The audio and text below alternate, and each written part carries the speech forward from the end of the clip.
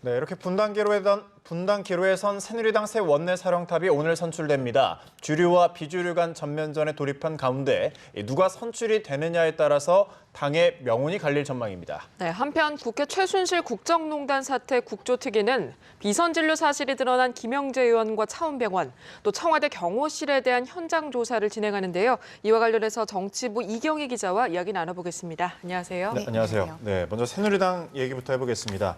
방금 전화 연결해서도 이제 언급을 했는데 오늘 정진석 원내대표 후임 사령탑을 선출을 합니다. 네. 2파전이죠. 네. 친박계 정우택, 비박계 나경원 의원 간의 2파전인데 어떻게 좀 전망이 되고 있습니까? 네, 친박 정우택, 비박 나경원 둘 다 사선 중진들입니다. 예. 원내대표 치고는 조금 선수가 높다 이렇게 볼 수도 있는데 어쨌든 격돌을 하게 되는데요. 9시 30분 의원총회에서 약 정견 발표와 토론을 거쳐서 약 1시간 정도면 결과가 나올 것으로 보입니다.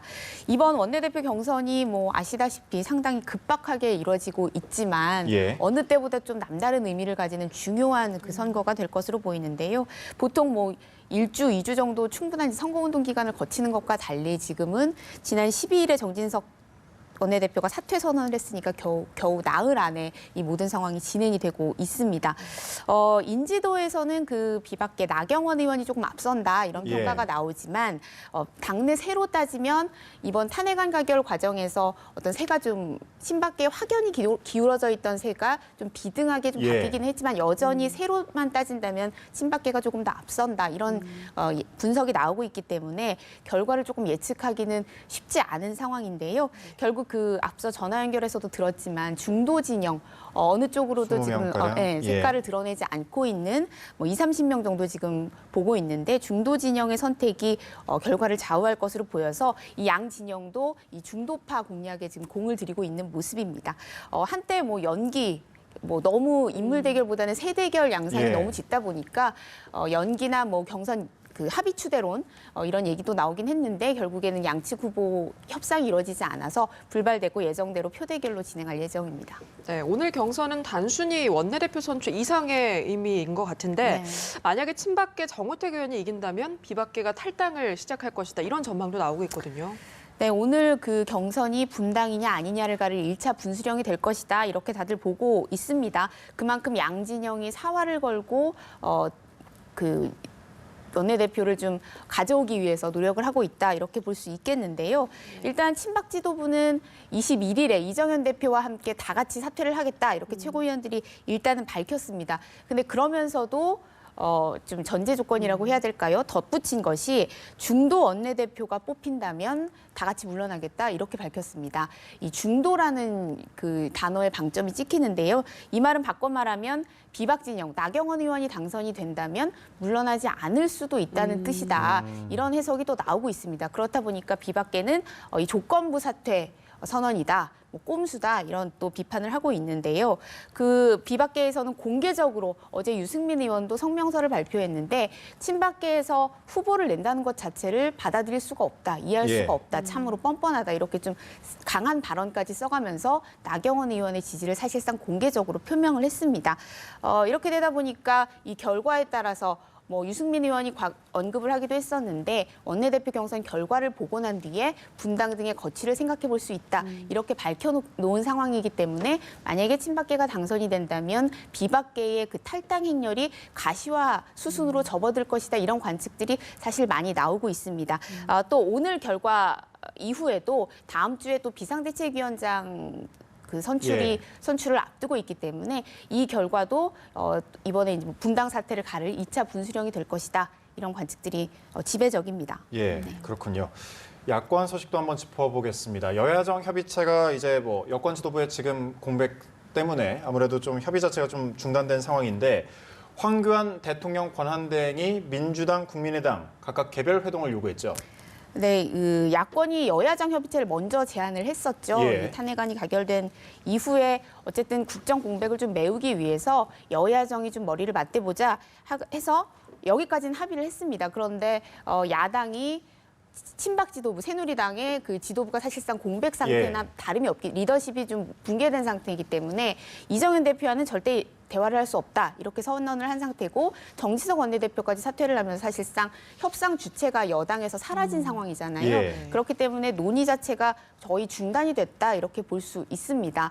그래서 야당이 그럼 여당을 뺀 야정 협의체를 해보자 이렇게 제안을 했는데 황교안 그 대통령 권한대행 입장에서는 집권 여당이 빠진 협의체를 조금 들어가는 것이 맞느냐 해서 난색을 표해 왔던 것이거든요.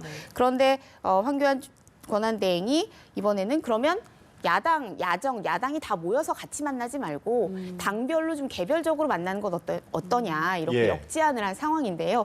그러니까 이제 야당이 입장이 갈리면서 조금 당혹스러운 표정들을 좀 드러내고 있습니다. 일단 더불어민주당 같은 걸 했습니다. 뜻이 없다 이렇게 일축을 한 상태인데 국민의당 같은 경우는 협의가 가능하다. 어찌됐든 너무 공백이 대화 없이 공백이 길어지는 건 좀 심하니까 안 되니까 막아야 되니까 이런 식으로라도 대화는 해볼 수 있다. 이렇게 가능성을 열어뒀거든요. 두 야당이 이제 또 다른 입장차를 보이면서 어떻게 성사가 될 수 있을지는 좀 불투명한 상황입니다. 이렇게 두 야당이 앞서 민주당과 국민의당 같은 경우는 유일호 경제부총리 유임 문제라던가 그 책임 총리를 먼저 합의해서 제안하는 방식이라던가 이런 것들을 두고 좀 현안마다 이견을 보이고 있는데 이번에 그 여야정 협의체 문제로도 또다시 조금 주도권 싸움을 보이는 그런 모습을 보이고 있습니다. 네, 그렇습니다. 어제 최순실 국정조사 4차 청문회에서 대법원장 사찰 의혹 등이 폭로되면서 좀 관심이 집중됐었는데요. 네. 오늘은 청와대 경호실에 대한 현장 조사가 실시되죠. 네, 일단 오전 11시 30분부터는 그 비선 진료 의혹이 일부 청문회에서 드러난 김영재 의원도 차은병원에 대한 현장 조사가 있고요. 그 이후에 오후에 청와대에 대한 경호실 그 현장 조사가 예정이 돼 있는데요. 일단 오전에 있는 그 병원들에 대한 현장 조사 얘기부터 조금 짚어보면 지난 3차 청문회에서 이른바 이들 두 원장이 의사가 보안 손님으로 청와대를 뭐 프리패스했다 예. 이런 사실이 조금 드러나서 논란이 됐었죠. 그리고 특히 김상만 원장 같은 경우는 대통령에게 태반 주사를 직접 놓은 적이 있다 이렇게 얘기를 했고 각종 주사제를 처방해서 직접 대통령 손에 쥐어줬다 이렇게 얘기를 해서 많은 파장을 불러일으키기도 했는데요. 특히 이들 병원 같은 경우는 이중대장 또 그 감염으로 환자를 받았다 예. 이런 의혹이 추가로 제기되면서 이 부분에 대한 현장 조사에서는 좀 의원들의 집중적인 점검이 있을 것으로 보입니다.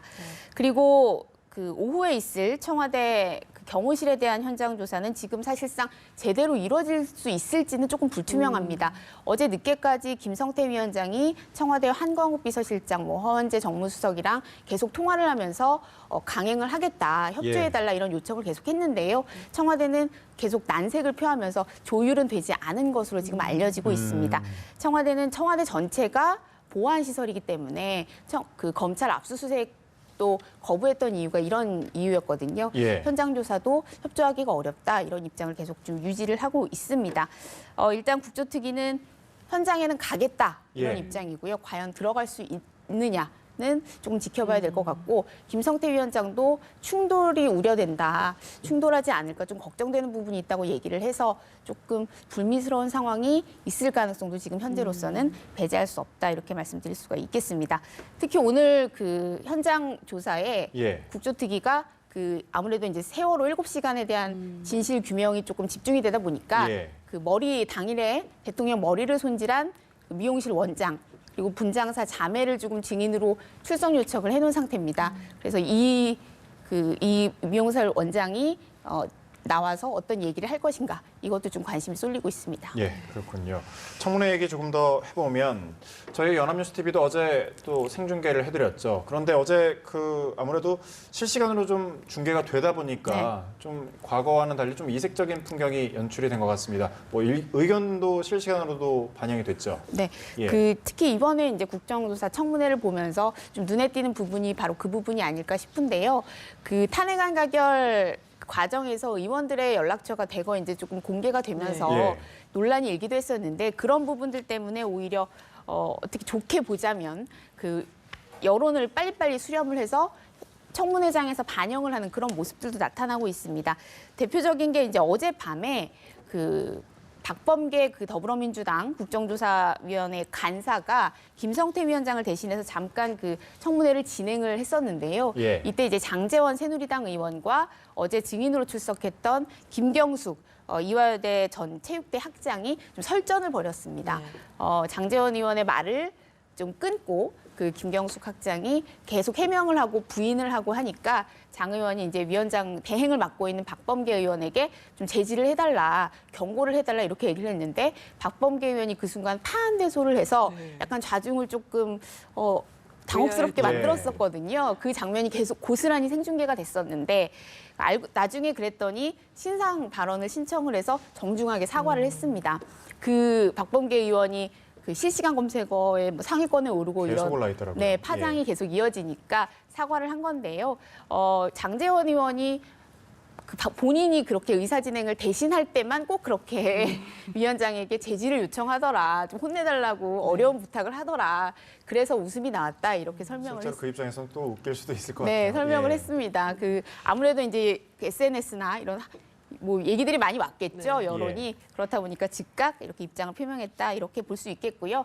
그리고 또 어제 그 이대 증인으로 나온 교수 중에 한 명이 김혜숙 교수, 그 교수협의회 공동위원장을 맡았던 김혜숙 교수인데 이 교수에 대해서 더불어민주당 김한정 의원이 비리 교수가 아니고 학생들과 함께 투쟁을 했던 교수다 이렇게 이례적으로 장시간을 할애해서 설명을 해줘가지고 또 눈길을 끌었습니다. 예. 이것 역시 그 방송을 보던 이대생들이 SNS나 문자메시지를 통해서 비리 교수로 같이 오해받는 것에 대한 조금 억울함을 풀어달라 이런 요청이 잇따랐다고 합니다. 그걸 반영을 해서 그렇게 설명을 하는 그런 모습도 연출이 됐습니다. 네, 진풍경이라고 할 수 있을 것 같습니다. 네네. 네.